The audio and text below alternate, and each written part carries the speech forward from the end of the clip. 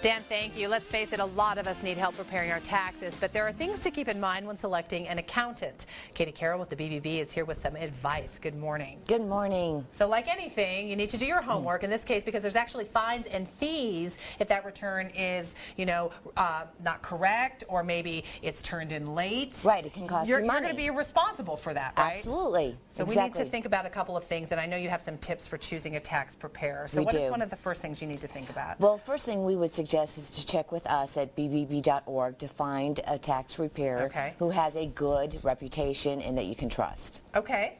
That's the first thing. That's number one. First and foremost. So research those tax preparers, contact the BBB, and they can point you in the right direction. You want to be wary of tax refund anticipation loans.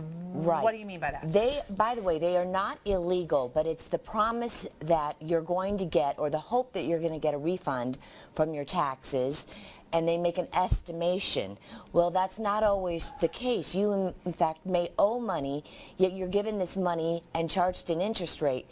So it's generally not a great idea. Okay. The Colorado Bureau of Investigations has had a lot of complaints about this because we all hope we're going to get a refund. Right. We need money. We get this loan, but in fact, then we end up owing money, and then we are in debt. Oh boy. So it's not illegal, but it's not advisable. Not a good idea. Right. Also, you want to check for missing, incorrect, or illegible Social Security numbers because obviously that's your identity, right? Well, yeah, and then that's actually it's such a simple thing, but it can really hold up your refund. Let's say you are going to get a refund, but it's going to really hold up the processing of your return. Okay. So little things like that, just not getting the Social Security number, not spelling your name correctly, it's going to hold up the entire process. Okay, that's why you got to really go over all that paperwork, and you got to make sure it's right. All right, so here are some things that you should do to make sure that everything goes smoothly. You want to file electronically, you say? Exactly. That's going to speed up the return process, the whole transaction process. It's a good idea. And if you